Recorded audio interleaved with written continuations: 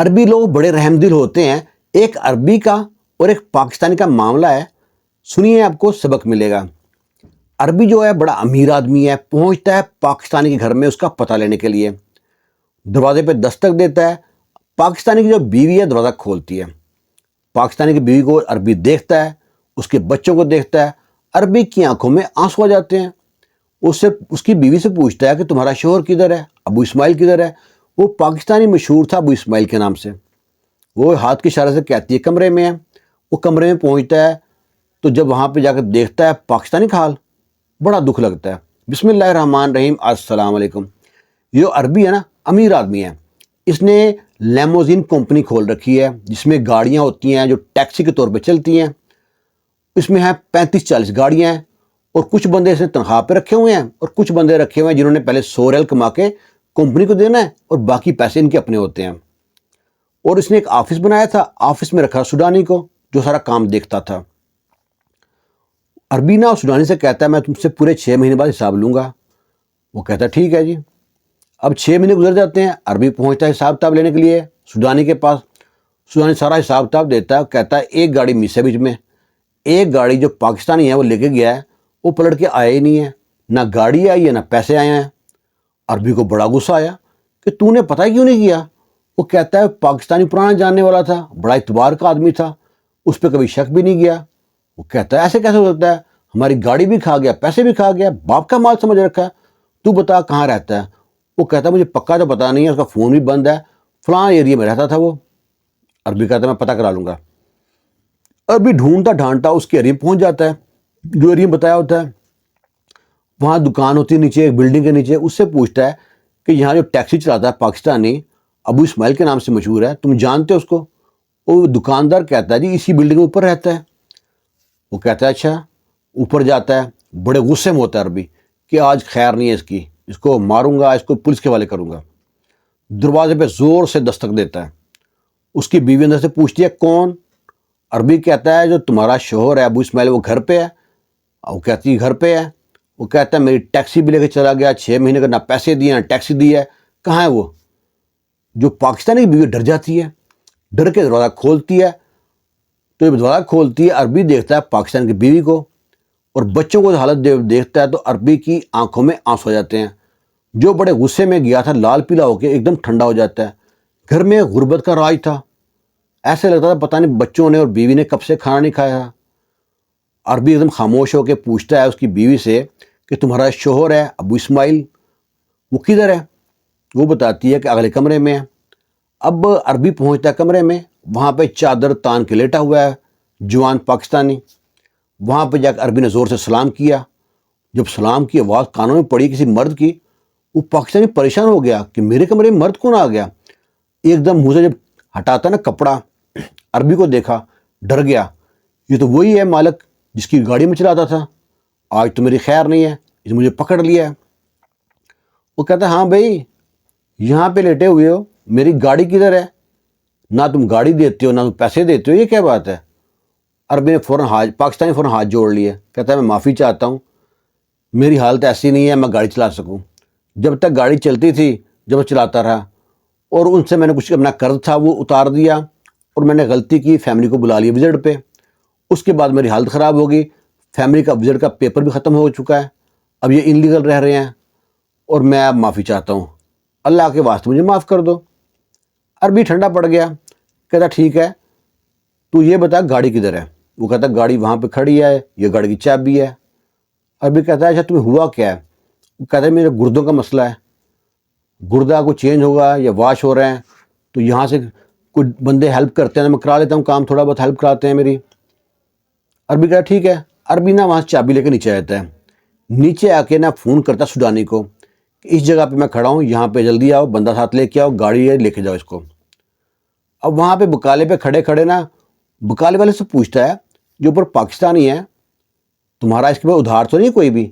کہتا ہے جی میرے 4000 ادھار دینے ہیں, پر کس منہ سے مانگوں, اس کے پاس کچھ ہے بھی نہیں ہے. عربی کہتا ہے چلو کوئی بات نہیں, اتنے لوگوں کے لیے کام کرتے ہیں, ایک اللہ کے لیے کام کرتے ہیں. کہتا لاؤ کھاتا نکالو, کھاتا کینسل کر دو سارا اس کا, یہ لو اپنے 4000. وہ جو دکاندار ہے بڑا خوش ہوتا ہے کہ اس کے مرے ہوئے پیسے مل گئے دوبارہ. اس سے پوچھتا ہے عورتوں کو پیسہ نہیں دینا ہے کسی کا اس نے پاکستانی نے؟ کہتا ہے جی اس بلڈنگ میں رہتا ہے اس کا کرایہ باقی ہے۔ کہتا ہے اچھا تمہارے پاس نمبر ہے کیا بلڈنگ کے مالک کا؟ وہ کہتا ہے جی ہے نمبر۔ وہ دکاندار اس کو نمبر دیتا ہے بلڈنگ والے کا، وہ کال کرتا ہے۔ کال پہ جب تعارف کراتا ہے، ادھر سے تعارف سنتا ہے تو معلوم پڑا ہے دونوں دوست تھے، پہلے کبھی کسی کمپنی میں اکٹھا کام کر چکے تھے۔ وہ فون پہ کہتا ہے میں یہاں پہ کھڑا ہوں تمہاری بلڈنگ پہ، یہاں پہ آ جاؤ۔ دونوں ملتے ہیں، خوب گپ شپ کرتے ہیں۔ اور اس کے بعد عربی کہتا ہے جو تمہارے پاس بلڈنگ میں پاکستان رہتا ہے کتنا کرایہ باقی ہے؟ کتنا کرایہ؟ تو 6,000 باقی ہے۔ میں سوچتا ہوں 3 ہی مل جائے بڑی بات ہے۔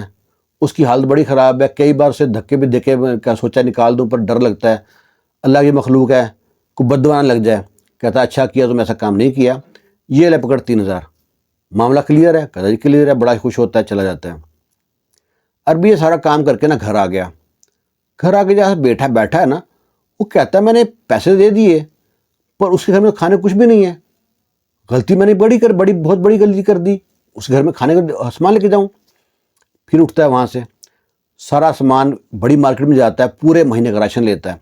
راشن لے کے پہنچتا ہے عربی گھر میں اور پاکستانی گھر میں، دستک دیتا ہے دوبارہ۔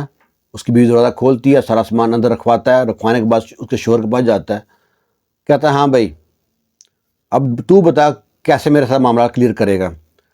وہ کہتا ہے جی میں تو معافی چاہتا ہوں، میرے پاس کچھ نہیں ہے۔ وہ کہتا ہے تیرا جو دکان کا بل تھا وہ کتنا ہے؟ کہتا ہوگا 4,000 کہہ رہا تھا بندہ۔ کہتا میں نے ادا کر دیا۔ پاکستانی شکر ادا کرتا ہے اللہ کا بھی اور بندے کا بھی، عربی کا بھی۔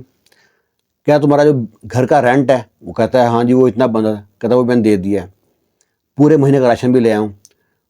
اب میں جو تم نے میرے پیسے دینے تھے 18,000 تمہارے پاس بنتے ہیں اس کے گاڑی کے، وہ بھی میں نے معاف کر دیے۔ پاکستانی اتنا سنتا ہے نا، پاکستانی کہتا ہے تو مجھ سے تمہیں کیا چاہیے پھر؟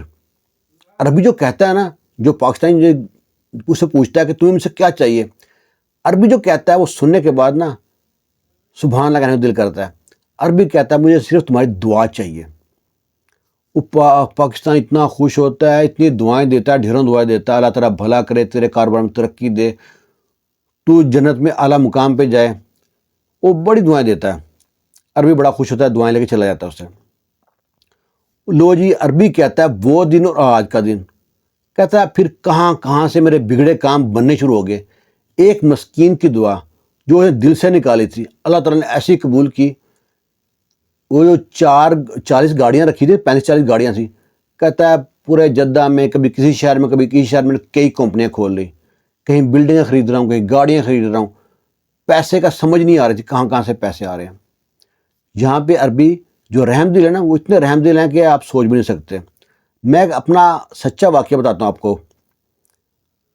میں نے نا چھٹی جانا تھا، شاید پہلی چھٹی تھا یا دوسری چھٹی تھا، چھٹی جانا تھا تو مجھ سے عربی کہتا ہے کہ نا میں نے رمضان کے بعد نا سارے گھر کے جو اے سی ہے نا وہ سارے صاف کرانے ہیں۔ میں نے کہا تو کرا لینا، دکان پہ کال کرنا، میرے نمبر پہ کال مت کرنا کیوں میں تو چھٹی جا رہا ہوں۔ وہ کہتا ہے چھٹی جا رہے ہو، کب جاؤ گے؟ میں کہا ٹکٹ دیکھ رہا ہوں، کوئی سستی ٹکٹ مل جائے گی تو پھر جاؤں گا۔ عربی پوچھتا ہے کہ ٹکٹ کتنے کی آتی ہے؟ میں بولا ٹکٹ آتی ہے کہ 2,000 کی ہوگی۔